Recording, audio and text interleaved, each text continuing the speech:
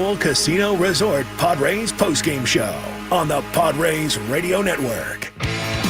Coming up, we'll deliver a full recap of today's game, including highlights from the biggest moments. Listen to Mike Shildt's postgame comments. Plus, we'll bring you today's play of the game. From the Padres Radio Network, here's Sam Levitt. From inside our San Diego studios, welcome into the Jamul Casino Resort Padres post-game show. Final score in this series opener in New York. The New York Mets 8 and the San Diego Padres 3. As the Padres drop to 82-69 on the season, Mets improved to 78-73. A lot to do on our post-game coverage. Sam Levitt with you here on the Padres Radio Network. We'll hear from Mike Shildt in a little bit. We have all the radio highlights for you. Full game recap, tell you how it all went down in the Big Apple today as the Padres lose this series and road trip opener. Hey, player, the all-new Jamul Casino Resort is now open with a Lux Hotel Tower, rooftop pool, spa, and a long list of amazing amenities. You'll have more ways to play and enjoy all the perks of your casino fun. Jamul Casino Resort, the player's place. Before we get to everything I mentioned, let's talk about this one. Obviously, the story begins today with Michael King, who quite simply had the roughest outing of his major league career here today. 3+ innings, 8 earned runs given up, including 10 hits, 4 home runs in those 10 hits, a career high in runs allowed by Michael King, a career high in hits allowed by Michael King. And on the other side of things, really a perfect piggyback, not perfect as in perfect game, but well-executed piggyback between Clay Holmes and Sean Manaea on the other side of this game. We'll get to that in a second. We'll get to the Padres offense, some of the good, some of the not so good in a second. But obviously, the story here today begins with Michael King. And I think where I fall on it here tonight is Michael King in his first start against the Reds after coming back from the left knee inflammation, his first start in a month, just his second start since mid-May. Looked good. The command seemed to be there. The stuff seemed to be there. Now, he gave up 2 solo home runs in that game, and really it would have been 3 home runs in that game if not for an outstanding catch by Fernando Tatis Jr. to rob a home run against the Reds. But you felt like as long as he came out of that start healthy, looked like the stuff was good. The command was pretty good considering the fact that it was his second start in the major league since mid-May. Today was a different story. Command clearly not there for Michael King, and it was that way from the get-go. 4 straight hits, 4 straight singles to start the game tonight for the New York Mets. They put up 5 runs in the first inning, and they were on him. Simply, I don't know that I've ever seen an opposing team, considering how good Michael King has been when he's been healthy for the Padres. I mean, I've never seen a team on him the way the Mets were on him tonight. So there is no doubt that Michael King is incredibly important to the Padres, their postseason plans, and he will have a couple more starts to try to get things right before we get to October. To me, this is where I fall on it. I hope we're just seeing a guy who is trying to get back into the swing of things and is knocking off rust and is essentially making what you could almost consider a rehab starts in the major leagues, right? He missed all that time, then he makes one start of 2 innings, then he misses another month, and here he is in the major leagues trying to get things back on track, trying to get himself right. And typically for a pitcher, they would be doing that over the course of a few rehab starts when you miss that amount of time, the amount of time that Michael King has missed this year, but he's not doing that, and he shouldn't. I mean, and number one, there are no real minor league rehab games to go do because everybody's done right now, but AAA, the point being, you're in a spot where I suppose the hope has to be that this is just Michael King essentially making what a rehab starts in the major leagues. And maybe that is what we saw here tonight. My hope is Michael King is healthy. My hope is that he feels good, that everything continues to progress the way you want health-wise for Michael King, that in 5 days he's out there making another start, and that you are just seeing, again, somebody who's missed a lot of time trying to get back into a groove. To me, that's got to be the hope, because we've never seen a team on Michael King the way the Mets were on him today. So I will give Michael King. He is so good. He is so talented. He's been so good for this team when he's been healthy. I will give Michael King the benefit of the doubt that hopefully that's what we're seeing with King. And look, the bottom line is this. You look at his 2 starts against the Reds and now against the Mets, it's 6 home runs given up. And really, if Fernando doesn't make that catch against the Reds, it's 7 home runs given up in 2 starts since coming off the IL with that left knee inflammation, but no way around it. That set the tone for the entire game. Padres trailed 5-0. They then trailed 7-1. They then trailed 8-2. And the offense here tonight, look, didn't do a whole lot. They also weren't put in a great position tonight. They did hit 3 solo home runs, which was good. Jackson Merrill continues to stay red hot. His power is coming along in a huge way here in the month of September, which, again, a big picture standpoint is a really good thing for the Padres. It's really, really important. Jackson Merrill all of a sudden looks like the Jackson Merrill of 2024 and the Jackson Merrill we saw earlier this year from a slug standpoint, from a driving the baseball standpoint. But credit to the New York Mets tonight. I mean, look, they announced they were going to do this piggyback thing with Clay Holmes and Sean Manaea, and we don't see it in the major leagues a lot. I'll tell you where we do see it a lot. And that's actually in the minor leagues when they're trying to conserve innings and limit innings for young pitchers. You will very, very often see, I saw it a million times in the minor leagues, where you will have one guy go 4 or 5 innings and the other guy go 4 or 5 innings, depending on how it shakes out. And we used to say in the minor leagues, the perfect piggyback, regardless of results, of runs, hits given up, walks, all that, the perfect piggyback is when you can have just those 2 pitchers throw in the game. And that's exactly what it was for the Mets here tonight. Clay Holmes gives up a couple of solo home runs, but they were up big, so that was really no big deal. And then Sean Manaea goes 5 innings, gives up a solo home run, and that was the best Manaea has looked in quite some time. So from that standpoint, a Mets standpoint, it went really well for them tonight. Their offense got it going against Michael King, and they were able to win a second straight game after snapping an 8-game losing streak on Sunday, and they only had to use Holmes and Manaea in this game. I mean, that's a really, really perfect piggyback, and they didn't have to burn any other bullpen arm in this game. So all in all, not a great night for the Padres. Certainly some positives to take away. We'll continue to get into them as the post-game coverage rolls along, but no doubt about it, the tone was really set tonight when the Mets scored 5 runs against King in the first inning. He gives up 8 runs in 3+ innings tonight and just didn't have it. And again, my hope is with Michael King that we are just seeing somebody who we know is really, really, really good. And we've seen this guy do it in the postseason and on the biggest of stages. And my goodness, the Padres are going to need him to do that kind of thing again. My hope is that we're just seeing a guy kind of get back into it and knock off rust and essentially make, what would normally be rehab outings in the major leagues. And that's a tough thing to do. And the good news is that this will not be the taste that Michael King has heading into October. He still will have a couple more outings to kind of get things right, and we certainly hope the next 2 look better than it did tonight for Michael King. Final score, Mets 8, Padres 3. Full game recap coming up when we return. We'll also hear from Mike Shildt. Much more to do on our Jamul Casino Resort Padres postgame show on the Padres Radio Network.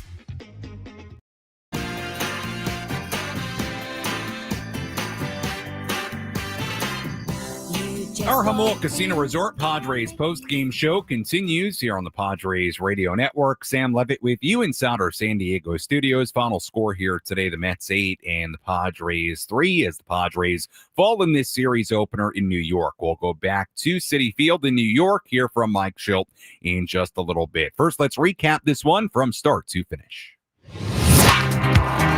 Which moments determine the outcome of today's game? We'll paint you a picture with our game highlights on the Padres Radio Network.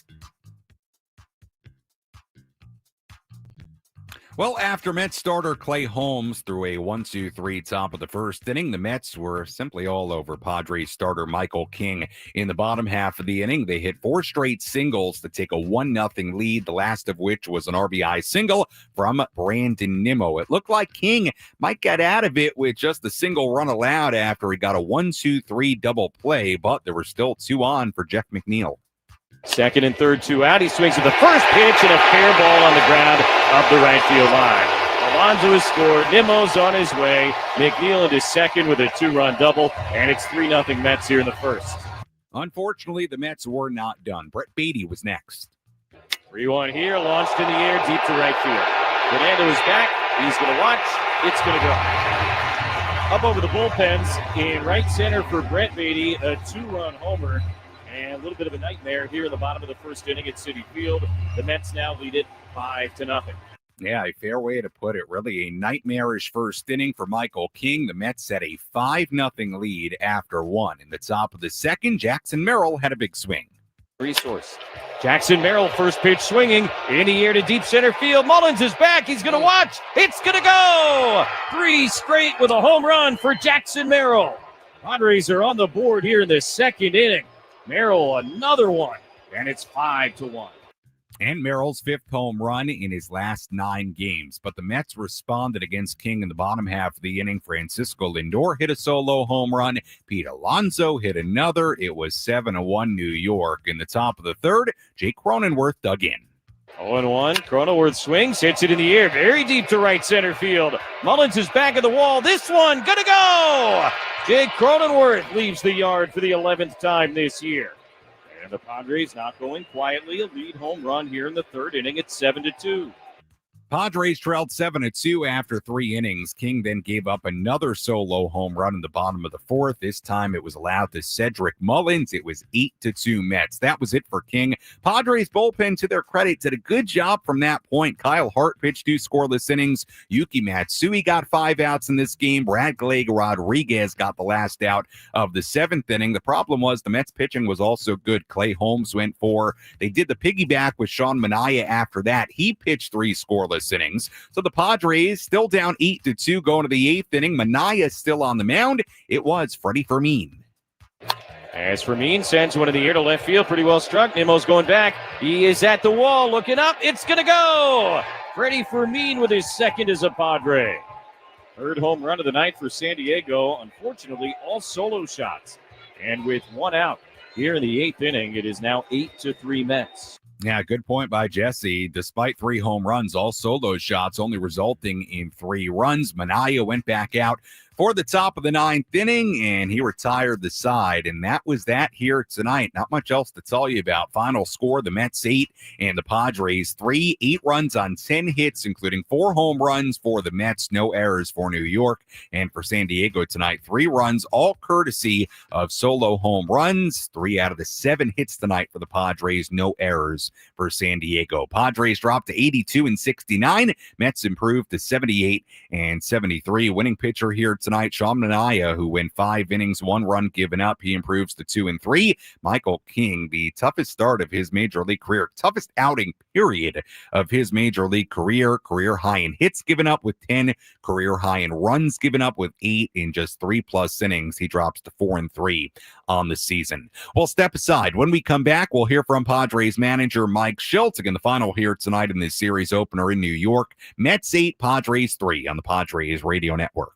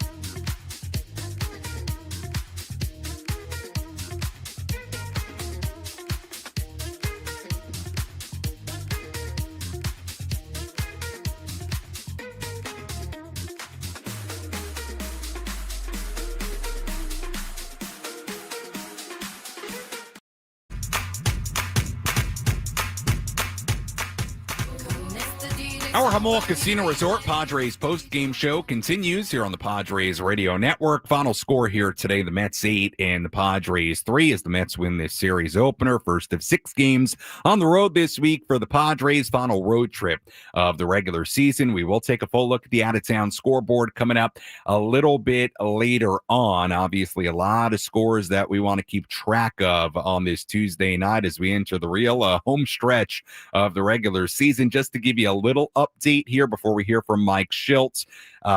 Games you care about, certainly. Finals already.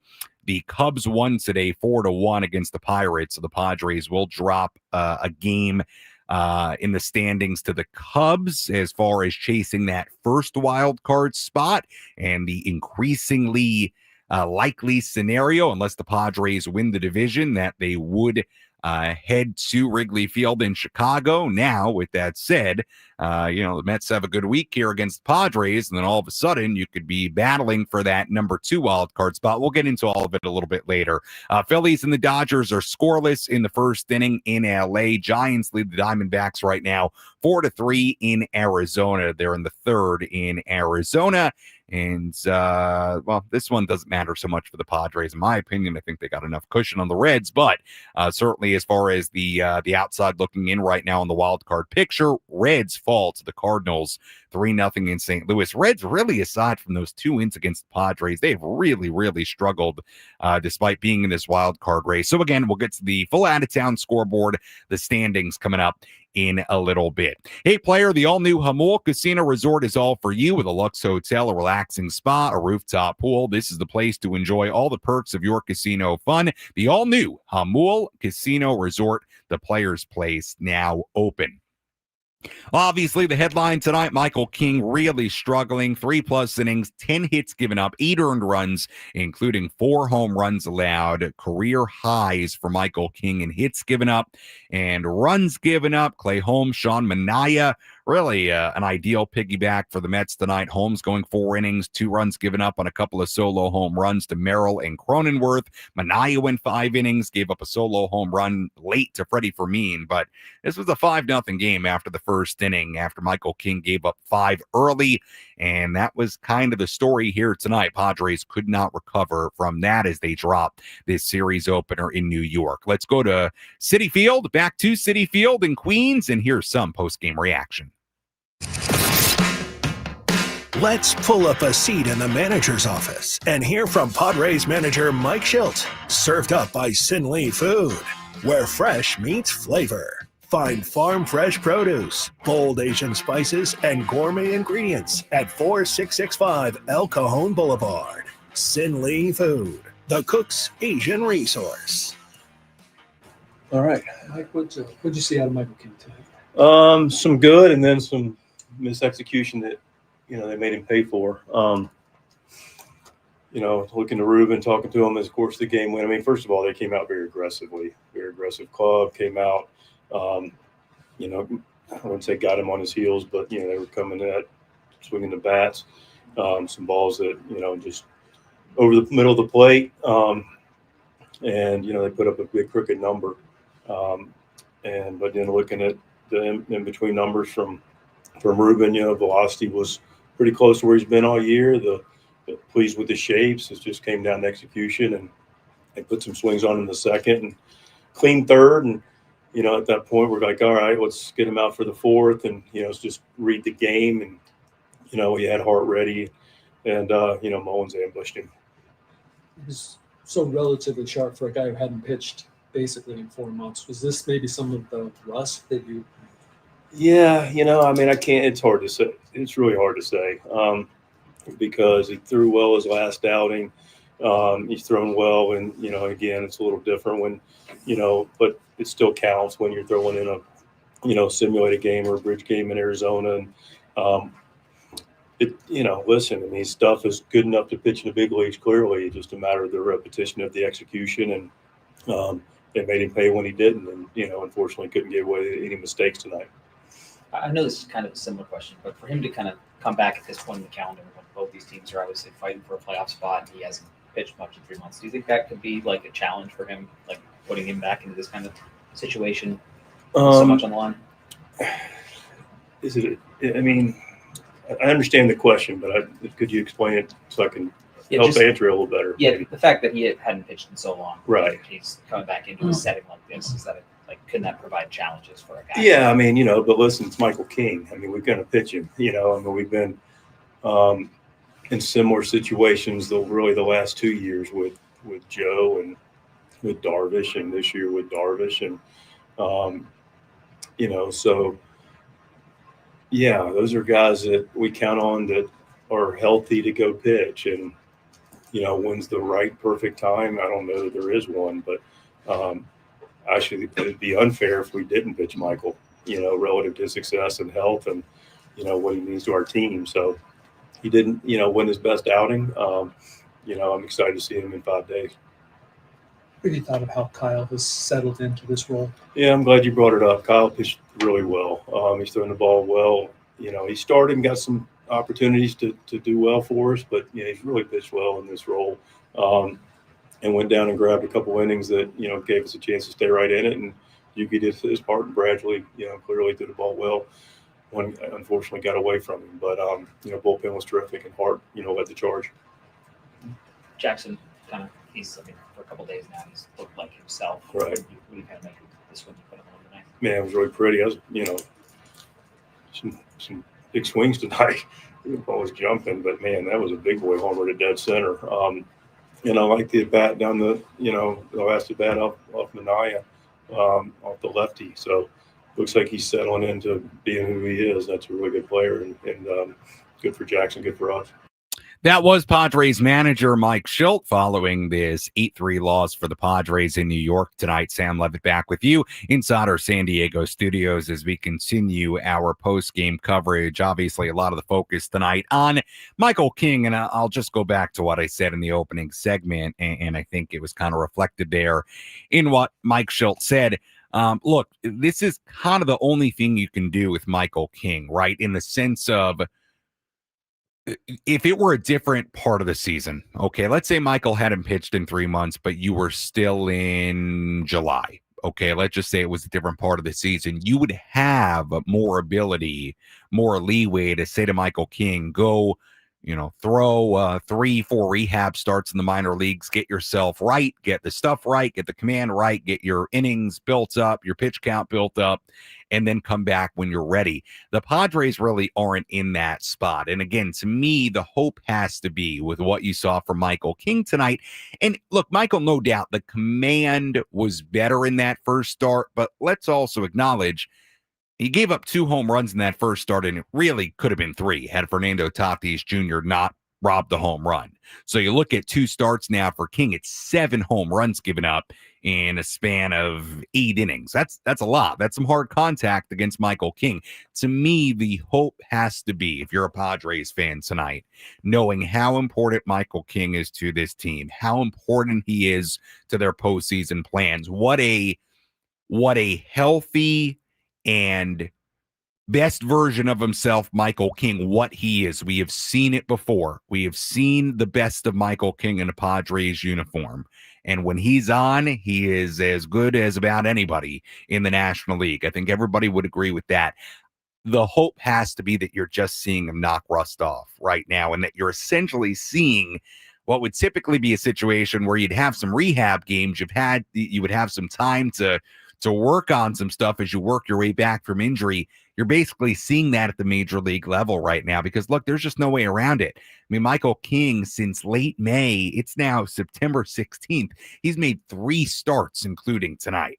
So if there is rust for Michael King, and I saw he spoke on TV after the game. I did not hear what he had to say. If I can pull any quotes from that during the commercial, I will.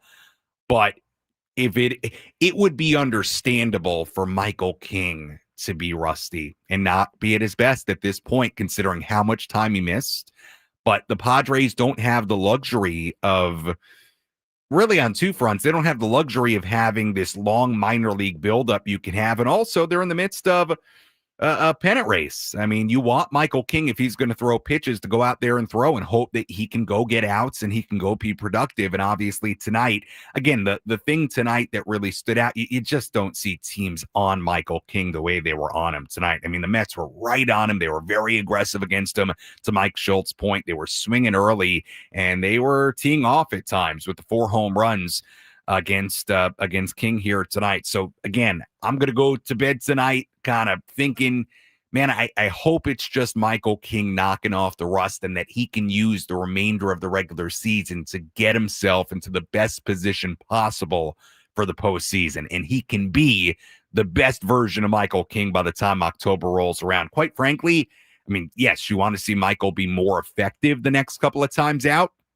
But quite frankly, at this point, I mean, I'm not even all that concerned about what the results look like for Michael King the rest of the regular season. You just want him right for the postseason. To me, at this point, you want him right for the postseason.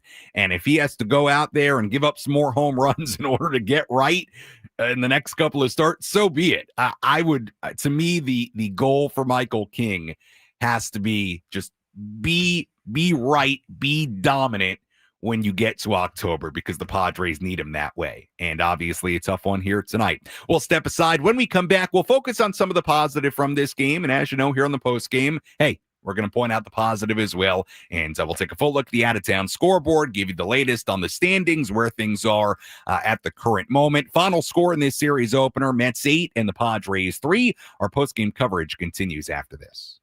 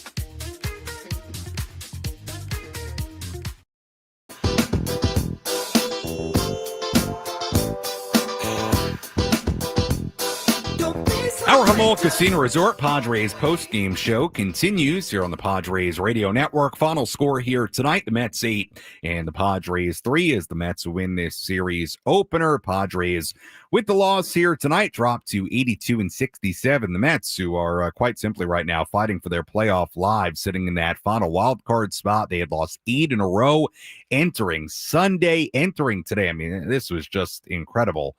Entering today, The New York Mets, let me pull it up here. This was entering the day before today's win.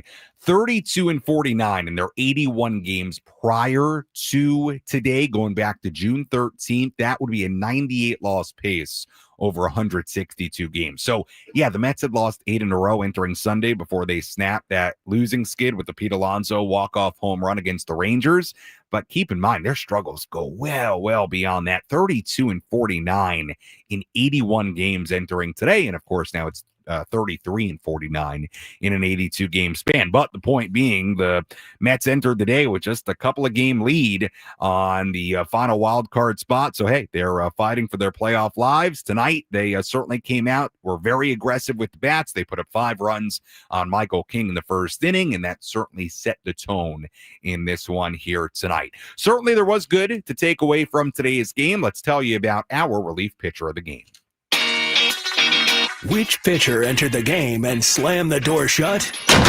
This is today's relief pitcher of the game, presented by David P. Shapiro Criminal Defense Attorneys. When your freedom and future are on the line, you need the best arm in the pen.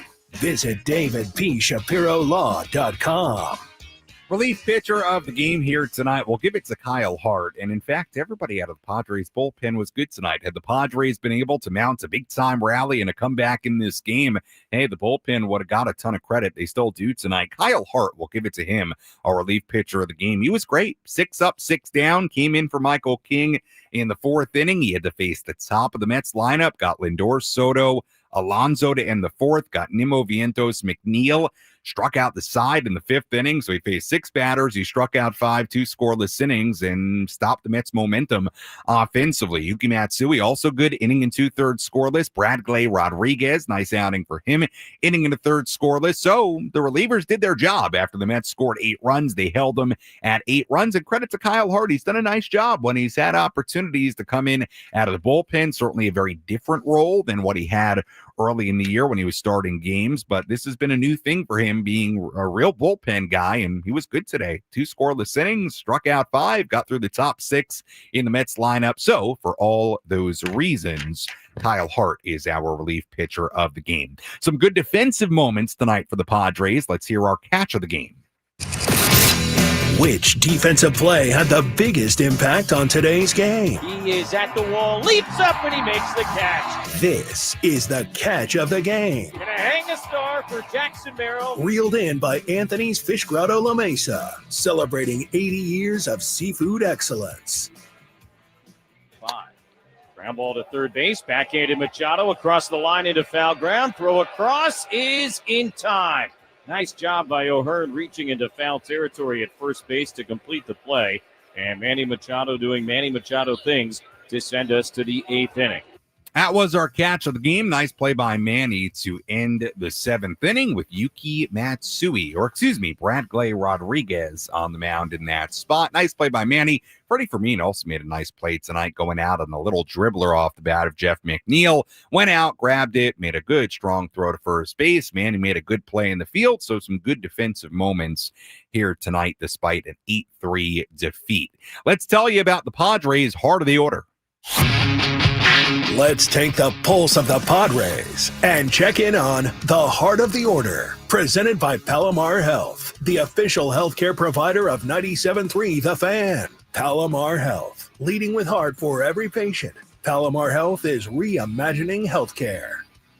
Heart of the order here tonight, 3, 4, 5 spots. Manny Machado, Gavin Sheets, Ramon Laureano. Manny 1 for 4 with a single tonight. Gavin Sheets 0 for 3 with a walk. Ramon Laureano did have a double in tonight's game. He was 1 for 4. So a combined 2 hits in 11 at-bats for the Padres' heart of the order tonight. A single, a walk, a double.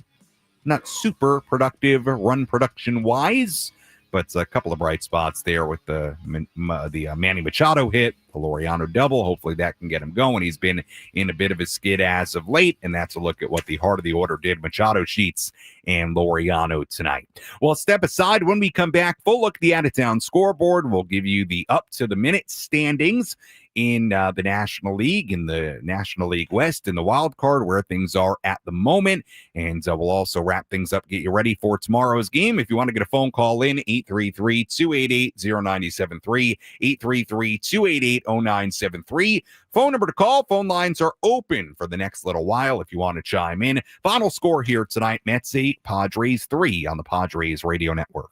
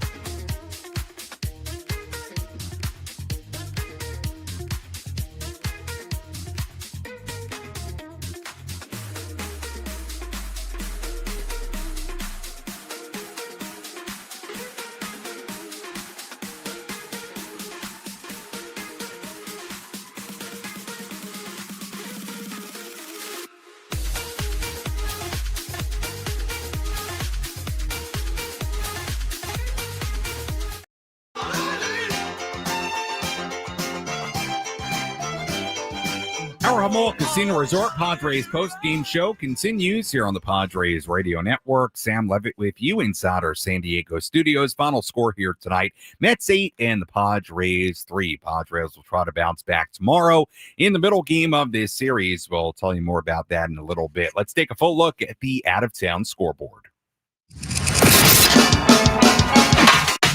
Let's take a trip around the bigs to highlight the scores that matter most with our out-of-town scoreboard. Presented by Jensen Premium Beef Patties. Always a hit for grilling.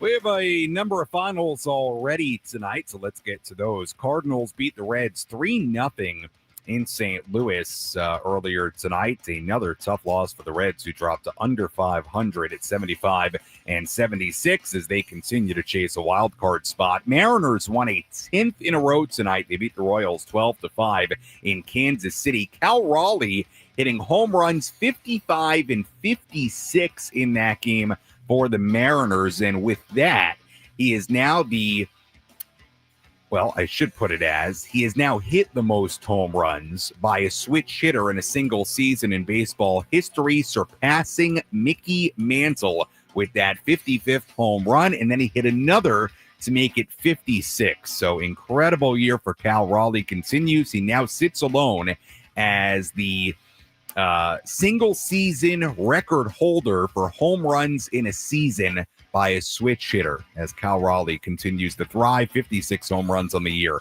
Yankees held on to beat the Twins 10-9 in Minnesota. Brewers beat the Angels 9-2 in Milwaukee. Freddie Peralta getting the win in that game, allowed just 2 hits and struck out 10. He's had a great year, Freddie Peralta, and he went 6 innings in that game for Milwaukee. Blue Jays beat the Rays 6-5 in Tampa Bay. A's beat the Red Sox 2-1 at Fenway. Guardians beat the Tigers in 10, 7-5 in Detroit. Cubs beat the Pirates today 4-1 in Pittsburgh. Game 1 of a doubleheader in D.C. today. Braves beat the Nationals 6-3, and Game 2 of that doubleheader going on right now. They're scoreless in the 8th inning in D.C. Orioles ahead of the White Sox 8-7 in Chicago in the 9th inning.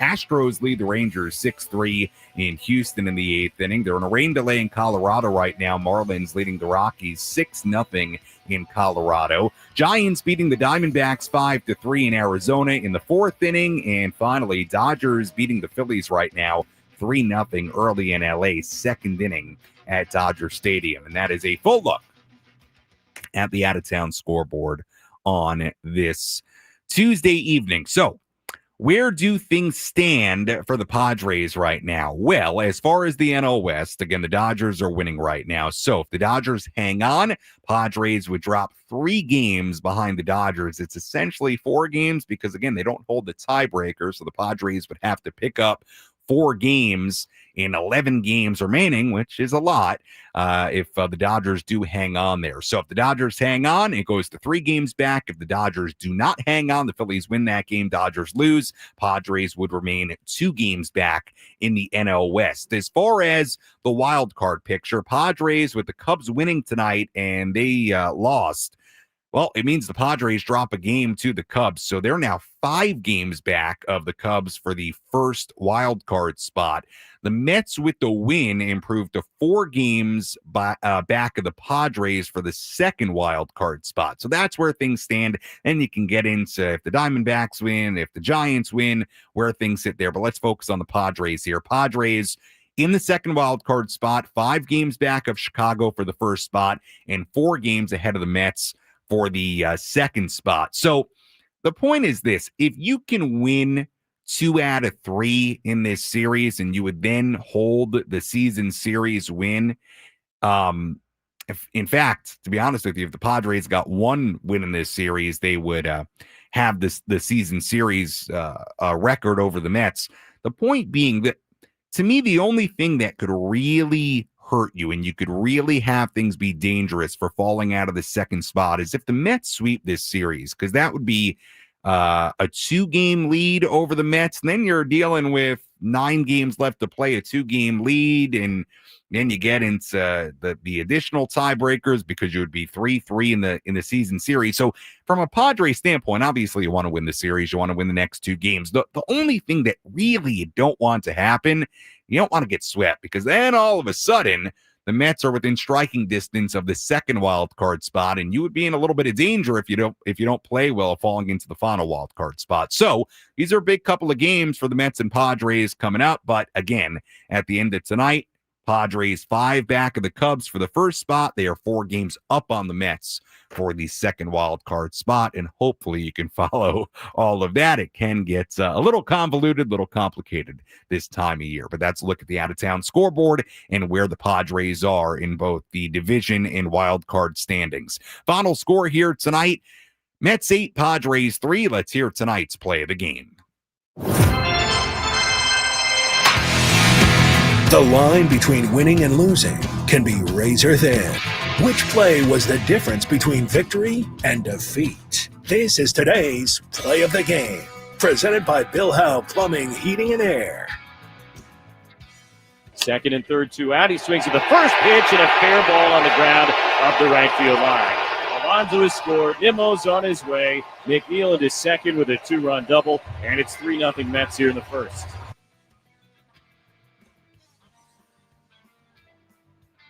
Play of the game here tonight, Jeff McNeil, that 2-run double in the first inning. I'll tell you why that was the play of the game, and unfortunately it was here tonight. that was the play of the game because think about it this way. Mets have 4 hits, 4 straight singles against Michael King in the first inning to make it 1-0. They've got the bases loaded, nobody out. King then responds with a 1-2-3 double play, makes a nice play on a comebacker, turns it into a 1-2-3 double play for pitcher to catcher to first base. And all of a sudden, it's 2 on, but 2 out, and the Mets only have 1 run. King is 1 out away from getting out of the inning with 1 run given up, which you could have handled.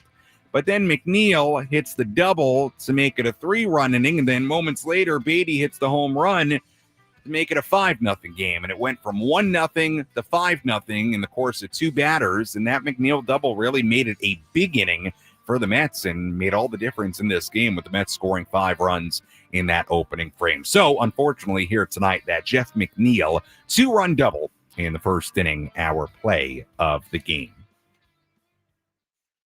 Taking a look ahead to tomorrow, it'll be game 2 of this 3-game series between the Padres and the Mets, same time as today, 4:10 p.m. First pitch tomorrow. Here in San Diego, our pregame coverage will begin at 3:10 p.m. Pitching matchup tomorrow, right-hander Nick Pivetta on the mound for the Padres and left-hander David Peterson on the mound for the Mets.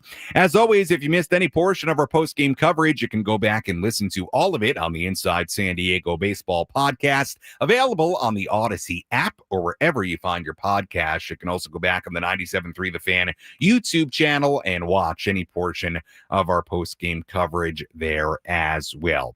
Taking a look at the final totals here today in this series opener for the Mets, 8 runs, 10 hits, no errors. They left on 4. For the Padres, 3 runs, 7 hits, no errors. They left on 4 as well. Winning pitcher today, Sean Manaea, who improves to 2-3. Losing pitcher was Michael King, who drops to 4-3. Time of game, 2 hours and 40 minutes, and the crowd at Citi Field in New York City in Flushing, Queens, 41,819.